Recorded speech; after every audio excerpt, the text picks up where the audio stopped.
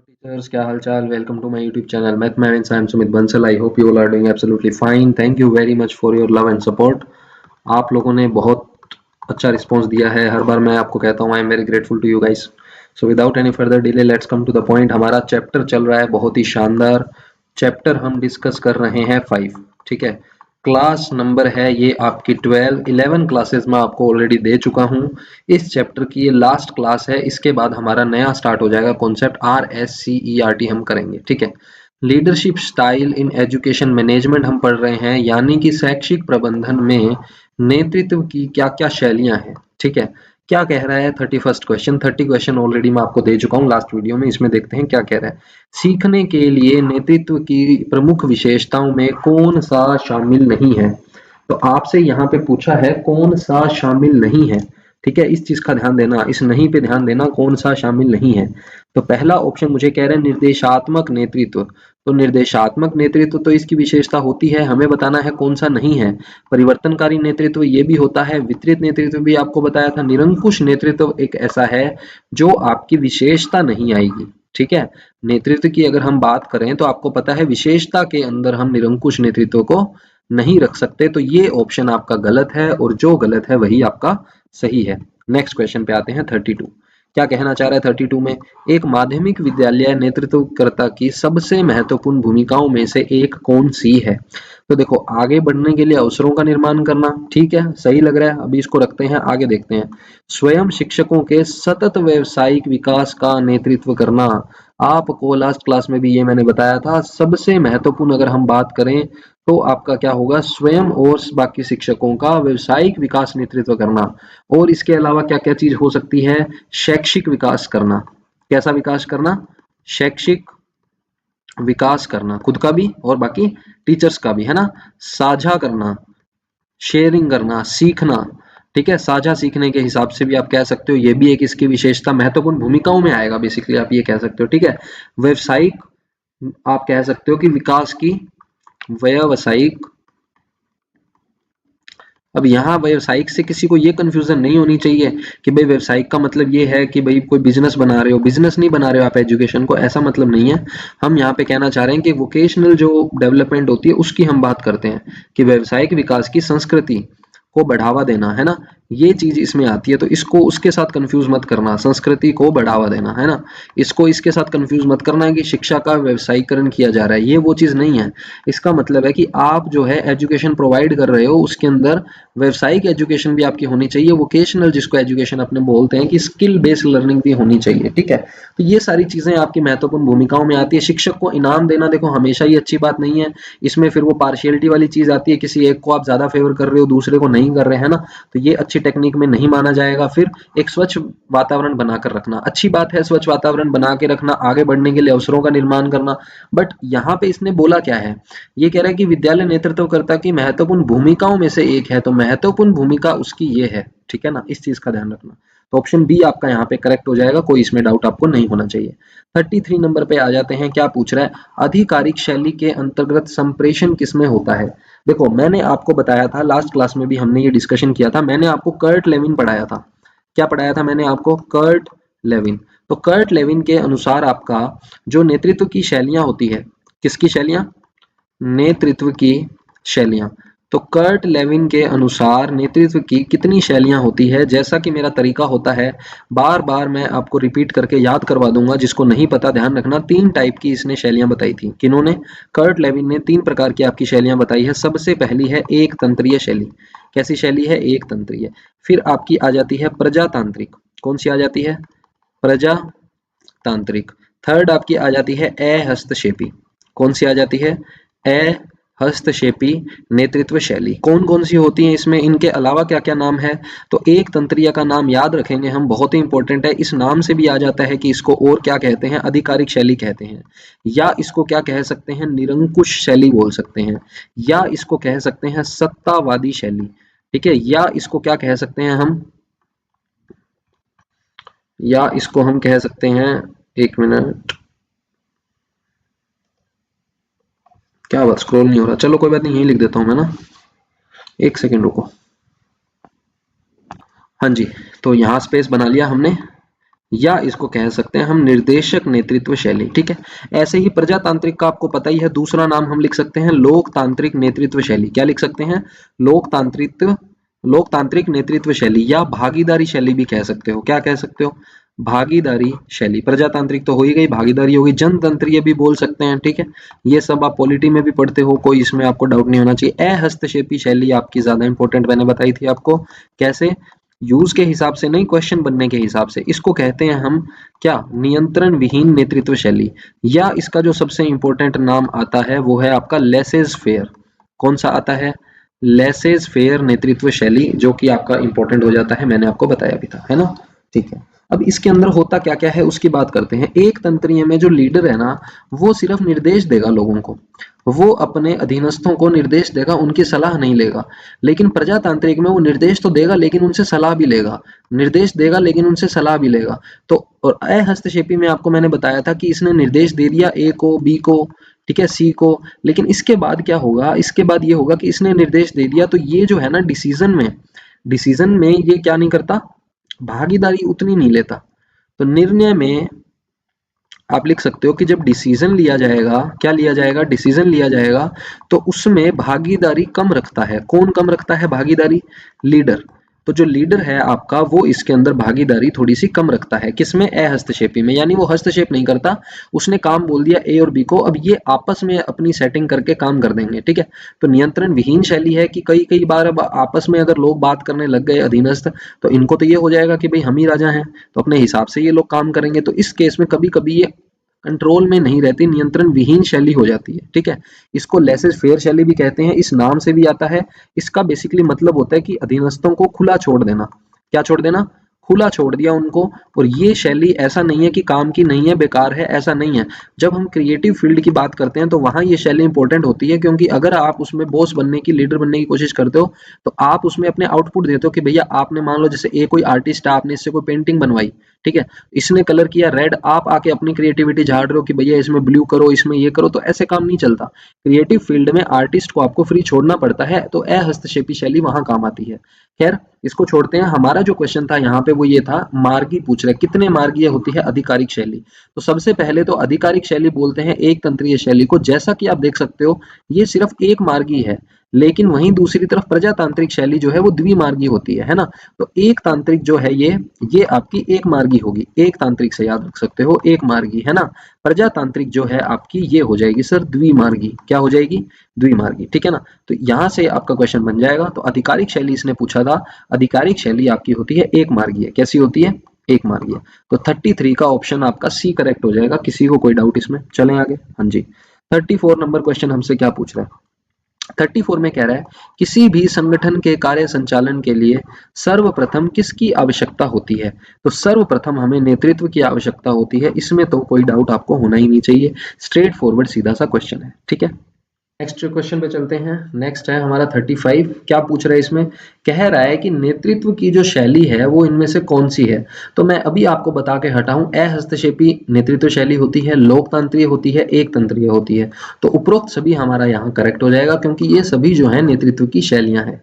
कोई डाउट इसमें होना ही नहीं चाहिए। ठीक है, वैसे आपने लास्ट क्लास देखी है तो ये क्वेश्चन आपको इजी लग रहे होंगे, बट कुछ कुछ चीजें इसमें और भी नहीं ऐड किया, ऐसा नहीं है। ठीक है, समझाने के लिए एक दो क्वेश्चन कई बार थोड़े से मैं रिपीट करवा देता हूँ, सो दैट आपके माइंड में वो बैठ जाए, है ना। 36 में क्या पूछ रहा है? शैक्षिक नेतृत्व की आवश्यकताओं में क्या क्या शामिल है? ध्यान से समझेंगे इस क्वेश्चन को, सारे ऑप्शन पढ़ेंगे कौन से शामिल है आपसे पूछ रहा है ना। चलो देखते हैं। फर्स्ट ऑप्शन, सामाजिक परिवर्तन के अनुकूल शिक्षा विकास करना, बिल्कुल सही बात है। शैक्षिक स्तर की निरंतर उन्नति करना, बिल्कुल सही बात है।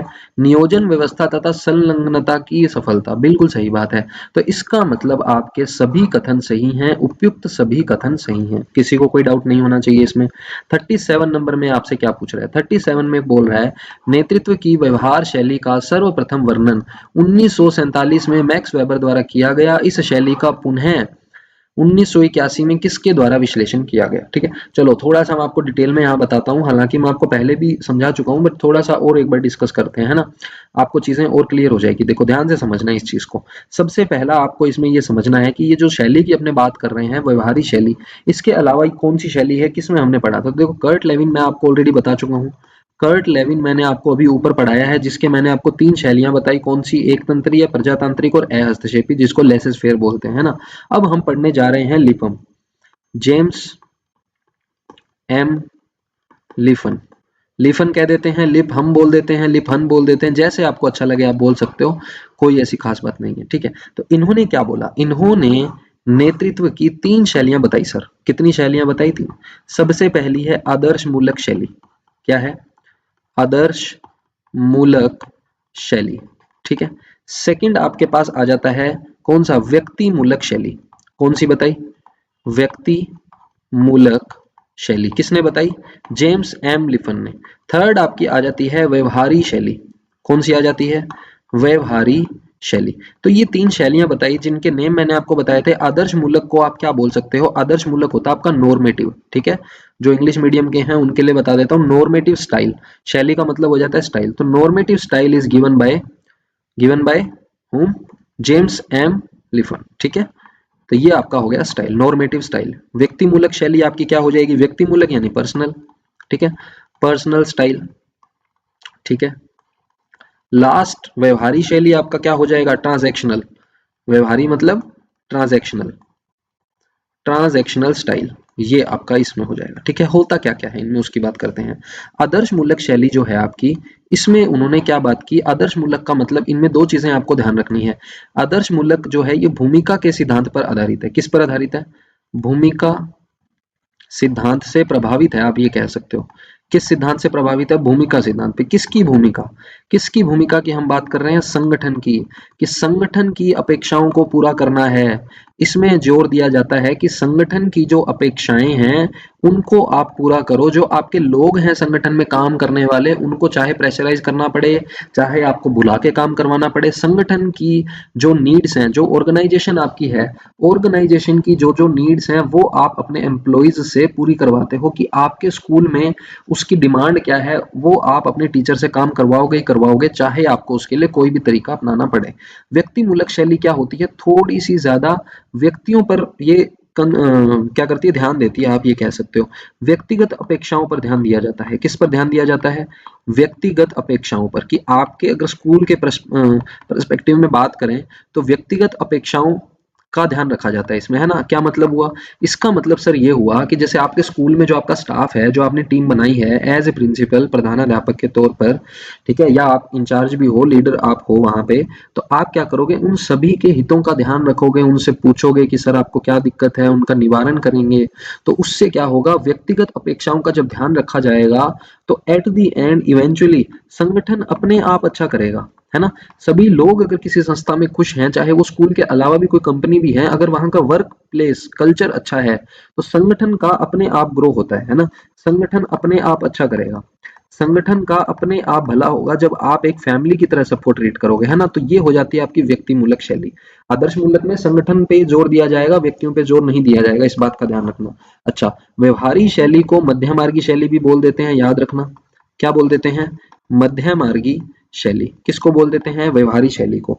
और इसके अंदर क्या होता है? इसके अंदर पुरस्कार दिया जाता है। क्या दिया जाता है? पुरस्कार। पुरस्कार व दंड। पुरस्कार व दंड कहने का मतलब क्या है? मध्य मार्गी शैली का मतलब ये हो गया कि इसमें आदर्श मूलक भी आ जाएगा, व्यक्ति मूलक भी आ जाएगा। कैसे आ जाएगा? आदर्श मूलक तो इसलिए आ जाएगा भाई, किसी बंदे ने काम नहीं किया तो उसको दंड भी दिया जाएगा, क्योंकि संगठन की अपेक्षाओं को पूरा नहीं किया जा रहा तो उसको दंड देके काम करवाना भी पड़ेगा। व्यक्ति मूलक कैसे है? भाई जिसने अच्छा किया है, अच्छे व्यक्ति ने अच्छा काम किया है, उसको आप पुरस्कार भी देते हो तो उसको बढ़ावा भी मिलता है ना। री इन्फोर्समेंट हो गया एक तरीके से, पुनर्बलन आप कह सकते हो। साइको आपने पढ़ी है अच्छे से, आपको ये चीजें समझ में आती होगी आई होप। तो ये बात है। तो जेम्स एम लिफन की ये सारी चीजें हैं। लेकिन इसमें अच्छी चीज जो मैं आपको बताना चाह रहा था, एक आपको याद रखना है कि व्यवहारी शैली की जब हम बात करते हैं ना, इसमें एक फैक्ट आता है कि व्यवहारी शैली का सर्वप्रथम वर्णन किसने किया। क्या फैक्ट आता है इसमें? इसमें सर फैक्ट आता है सर्वप्रथम वर्णन। इस सर्वप्रथम वर्णन किसने किया? किस चीज का सर्वप्रथम वर्णन? व्यवहारी शैली का। अच्छा, किया कब था? पहले ये बताओ किसने किया, वो बात की बात है। किया कब? 1947 में। अच्छा, अब बताओ किया किसने? सर मैक्स वेबर ने किया। किसने किया? मैक्स वेबर ने किया, ठीक है। लेकिन इसके बाद एक और फैक्ट आपको याद रखना है। मैक्स वेबर के बाद इस शैली का पुनः विश्लेषण किया गया। क्या किया गया? पुनः विश्लेषण किया गया किसका, इस शैली का। कौन सी शैली का, व्यवहारी शैली का। क्या बोलते हैं, ट्रांजैक्शनल। कौन सी होती है, मध्यमार्गी। पुरस्कार और दंड दोनों होते हैं। मैक्स वेबर ने सबसे पहले कब किया, 1947। अच्छा, पुनः विश्लेषण हुआ कब, 1981-82 में। कब हुआ, 1981-82, 81-82 में। अच्छा, किया किसने सर, ये बताओ। ये किया आपके बेनोर्ड बोस ने। किसने किया, बेनोर्ड बोस ने। तो अब हमारे क्वेश्चन पे आते हैं, इन्होंने हमसे पूछा क्या था। इन्होंने पहले तो ये बताया कि जो व्यवहारी शैली होती है, हमें पता है मध्यमार्गी शैली होती है। व्यवहारी शैली का सर्वप्रथम वर्णन 1947 में कब हुआ, 1947। किसने किया, मैक्स वेबर। तो एक क्वेश्चन तो आपका यहीं तक बन गया, ये भी पूछा जा सकता है। फिर कह रहा है इस शैली का पुनः 1981 में किसके द्वारा विश्लेषण किया गया। तो पुनः विश्लेषण जो है वो आपका बेनोर्ड बोस के द्वारा किया गया। तो कौन सा ऑप्शन आपका करेक्ट हो जाएगा, ऑप्शन डी करेक्ट हो जाएगा। क्लियर है, तो इसको टिक कर देंगे। आगे देखो, नेक्स्ट क्वेश्चन देखते हैं। नेक्स्ट क्वेश्चन में हमें क्या बोल रहा है, ठीक है। इसका स्क्रीनशॉट आप ले लेना, बाकी पीडीएफ मैं आपको प्रोवाइड कर ही देता हूं, आपको पता ही है, टेलीग्राम आप ज्वाइन कर सकते हो। 38 नंबर में आपसे क्या पूछ रहा है, 38 में आपको बोल रहा है कि निम्न में से किस शैली को नेतृत्व शैली, नेतृत्व की सहभागी शैली कहा जाता है। तो मैंने आपको ये सारे नाम याद करवाए थे। सहभागी शैली, भागीदारी शैली, जनतंत्रीय, लोकतंत्रीय, प्रजातांत्रिक, एक ही बात है। आधिकारिक शैली, एक तंत्रीय शैली, निरंकुश, सत्तावादी, निर्देशक, एक ही बात है। लेसेस फेयर, नियंत्रण विहीन, अहस्तक्षेपी, एक ही बात है। तो इसका आंसर हो जाएगा प्रजातांत्रिक शैली, यानी कि ऑप्शन डी हमारा यहाँ पे करेक्ट हो जाएगा। किसका, 38 का। ठीक है, नेक्स्ट देखते हैं। नेक्स्ट क्वेश्चन है हमारा 39। क्या बोल रहा है, एक सफल नेतृत्वकर्ता होता है कैसा, अर्जित गुणों के आधार पर सफल होता है। बिल्कुल सही बात है। जन्मजात, प्रतिभा, उपयुक्त सभी। उपयुक्त सभी नहीं करना है इस क्वेश्चन में, मैंने आपको लास्ट क्लास में भी बताया था। ये क्वेश्चन कंफ्यूज करने के लिए दिया गया है। 39 का ऑप्शन ए सही होगा। क्यों होगा, क्योंकि उसने ये बोला है कि वो पहले एक सफल नेतृत्व करता है। तो क्या जरूरी है कि वो जन्मजाति होगा, जी नहीं। जन्मजात वाले भी होते हैं, प्रतिभा को अर्जित करते हैं, अर्जित गुणों को, फिर दोनों को मिला के वो सफल होते हैं, वो बात ठीक है। बट पहले उसने बोला है कि एक सफल नेतृत्व करता है। अगर वो सफल नेतृत्व करता है तो क्या जरूरी है कि वो जन्मजात भी होगा, जी नहीं जरूरी। बट ये है कि उसने अर्जित तो किए हैं गुण, उसके आधार पर वो सफल हुआ है ना। तो 39 का आपका ऑप्शन ए करेक्ट होगा। 40 में क्या कह रहा है, 40 में आपको बोल रहा है कि कर्मचारियों की अनुभवहीनता, असुरक्षा और अकुशलता की स्थिति में किस शैली का प्रयोग किया जाता है। मान लो आप कोई स्कूल चला रहे हो, ठीक है। मान लो आप लोग प्रिंसिपल बन गए, मान क्या लो बनोगे ही। तो आप लोग प्रिंसिपल की पोस्ट पर हो या आप एक लीडर हो, फर्स्ट ग्रेड आप लग गए, तो आपको एक लीडरशिप दे दी कि भैया आप सीनियर हो, या आपको हम यहाँ पे इंचार्ज बनाते हैं कि बाकी सारा स्टाफ आपके अंडर काम करेगा, है ना, आप यहाँ के कोऑर्डिनेटर हो। लेकिन जो बाकी का जो स्टाफ है वो मान लो एक्सपीरियंस नहीं है उनको, उनके अंदर इनसिक्योरिटी बहुत है, उनके अंदर अकुशलता है, स्किल उनमें नहीं है। तो आप इनमें से कौन सी शैली इस्तेमाल करोगे। देखो, इसमें इस्तेमाल करनी होगी हमें आधिकारिक शैली। अब कोई कहेगा सर आधिकारिक शैली तो अच्छी नहीं होती, डोमिनेट करते हो आप, लोगों पे हुक्म चलाते हो एक तरीके से, आधिकारिक तो वो हो गई, एक तंत्रीय हो गई। बट मुझे एक बात बताओ, लेसिस फेयर शैली होती है अहस्तक्षेपी शैली, कौन सी होती है। ध्यान से समझना, पूरा एक्सप्लेन करूंगा और सेटिस्फाई करूंगा आपको मेरे आंसर से। अहस्तक्षेपी शैली में मैंने आपको बताया था, लीडर ने ए को कमांड दे दी, बी को कमांड दे दी, अब ये लोग आपस में अपने सलाह मशवरा करके अपना काम कर देंगे, है ना। लेकिन अगर ये स्टाफ आपका अनुभवहीन है, इनमें इनसिक्योरिटी बहुत ज्यादा है, इनके अंदर स्किल नहीं है, तो ये आपस में क्या तो एक दूसरे को एडवाइस करेंगे, क्या तो काम करेंगे, करेंगे क्या नहीं करेंगे, अच्छा काम नहीं होगा। पिता तुल्य में क्या होता है कि आप पैम्पर करते हो, स्टाफ की बातों का ध्यान रखते हो, उनको पर्सनल उनके साथ रिलेशन रखते हो अच्छे, तो ये भी काम का नहीं है, इससे तो काम बनेगा नहीं। प्रजातांत्रिक में क्या होता है कि उनकी एडवाइस भी आप लेते हो, उनको निर्देश भी देते हो। अब ऐसे लोगों से आप क्या एडवाइस लोगे जिनका खुद का ही कोई एक्सपीरियंस नहीं है। तो आप वहां पे आधिकारिक शैली यूज करते हो, यानी कि एज ए लीडर आप उनको निर्देश देते हो कि मुझे ये काम करके दो, तो वो आपको काम करके दे देंगे। मतलब कह के, कुछ लोग ऐसे होते हैं जो खुद से काम नहीं कर सकते, उनको कह के काम करवा लो तो वो कितना भी कर देंगे। तो यहाँ पे आधिकारिक शैली हमारी यूज में आएंगी, ठीक है। 41 पे आ जाते हैं। 41 में क्या कह रहे हैं हमें, आधुनिक युग की सबसे प्रशंसित नेतृत्व शैली कौन सी मानी जाती है। तो जनतंत्रात्मक नेतृत्व शैली जो है आपकी, वो सबसे बेस्ट होती है, मैंने आपको बताया था। तो इसमें कोई डाउट आपको नहीं होना चाहिए। जब मैंने ये शैलियां आपको पढ़ाई थी तब भी मैंने बताया था, आज फिर मैंने आपको बताया। तो जनतंत्रात्मक यानी लोकतंत्रीय शैली आधुनिक युग की सबसे प्रशंसित नेतृत्व शैली मानी जाती है ना। इसमें कोई डाउट आपको नहीं होना चाहिए। नेक्स्ट क्वेश्चन आपका कथन बेस है, कैसे याद करेंगे, ट्रिक से समझना। पहले पूरा पढ़ते हैं। कह रहे शैक्षिक नेतृत्व का आशय क्या है, क्या है। कि व्यक्ति के व्यवहार के उस गुण से है जिसके द्वारा वह अन्य लोगों को संगठित प्रयास से संबंधित शैक्षिक कार्य को मार्गदर्शन करता है तथा उक्त कथन किसका है। तो क्या करता है कि शैक्षिक नेतृत्व का मतलब इसमें बताया है कि व्यक्ति के उस व्यवहार के गुण से है जिससे कि अन्य लोगों को संगठित प्रयास से शैक्षिक कार्य करने में मार्गदर्शन मिलता है, यानी कि ये आपका लीडर है, इसके प्रभाव से बाकी लोग काम करेंगे, इसके प्रभाव से बाकी लोग काम करेंगे, उनको काम करने में मदद करेगा, मार्गदर्शन करेगा। तो मान लो आप लीडर हो, आपके अंडर में लोग काम कर रहे हैं, आप उनका मार्गदर्शन कर पा रहे हो, तो आप जब ऐसा काम करते हो तो आपको बहुत खुशी होती है, आपकी छाती चौड़ी हो जाती है, आपकी छाती चौड़ी हो जाती है, चेस्ट आपकी ब्रॉड हो जाती है। क्या हो जाती है? ब्रॉड, सीना फूल जाता है। कहते हैं ना, अगर आप लोगों को इंस्पायर कर रहे हो तो अन्य लोग आपके मार्गदर्शन में काम करते हैं, आपको बहुत अच्छा लगता है, आपकी चेस्ट ब्रॉड हो जाती है, छाती चौड़ी हो जाती है। चेस्ट ब्रॉड होने का मतलब है चेस्ट बेनोड। क्या हो जाएगा? चेस्ट बेनोड हो जाएगा। कोई इसमें डाउट आपको नहीं होना चाहिए, ठीक है। 43 में क्या कह रहा है? 43 में कह रहा है शैक्षिक प्रबंधन की किस शैली में अराजकता और अनुशासनहीनता होती है, अव्यवस्था होती है। अव्यवस्था तब होगी जब जो कलीग्स हैं वो आपस में खिचड़ी पकाएंगे, वो आपकी नहीं सुनेंगे, आपस में खिचड़ी पकाने लग जाएंगे तो अव्यवस्था हो जाएगी, मिसमैनेजमेंट हो जाएगा। आपस में कब सलाह मशवरा करके काम होता है? अहस्तक्षेपी नेतृत्व में होता है, जो नियंत्रण विहीन या लेसेस फेयर होता है। कौन सा होता है? लेसेस फेयर नेतृत्व शैली, लीडरशिप स्टाइल जिसको हम बोलते हैं, वो होता है। तो अहस्तक्षेपी नेतृत्व यहाँ आपका करेक्ट हो जाएगा 43 का डी ऑप्शन। आगे चलते हैं। 44 में क्या कह रहा है?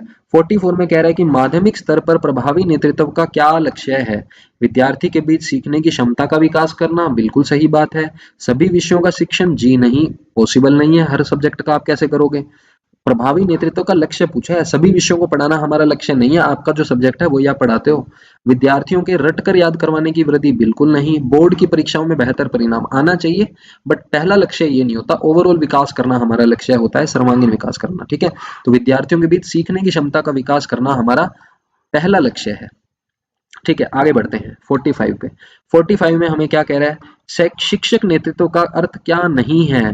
पहला, प्रयोग व नवाचार करना। क्या ये है अर्थ इसका? ये तो अर्थ होता है। इसने पूछा है क्या नहीं है, ये तो अर्थ होता है। हर समय व्याख्यान पद्धति का उपयोग करना गलत है। शैक्षिक नेतृत्व का अर्थ ये नहीं होता, और जो नहीं होता वही होता है, यानी कि जो गलत है वही सही है, क्योंकि हमसे पूछा था गलत। तो ऑप्शन बी आपका ठीक हो जाएगा। सी और डी क्यों ठीक है? क्योंकि कक्षा में अधिगम संस्कृति को बढ़ावा हम देते हैं, शिक्षार्थियों के सहयोग तरीके से सीखने हेतु अवसरों का निर्माण करना, ये बात भी ठीक है। गलत पूछा था तो गलत तो वही था। चलो, आई थिंक ये आपका लास्ट क्वेश्चन है इस चैप्टर का, 46 है ना। विद्यालय नेतृत्वकर्ता की सामान्य जिम्मेदारी कौन सी है? शिक्षकों को निर्देश देना। क्या ये उसकी सामान्य जिम्मेदारी है? जी नहीं, सामान्य जिम्मेदारी शिक्षकों को निर्देश देना थोड़ी है। शिक्षक हितधारकों के सहयोग से विद्यालय की विकास योजना तैयार करना। बिल्कुल सही बात है।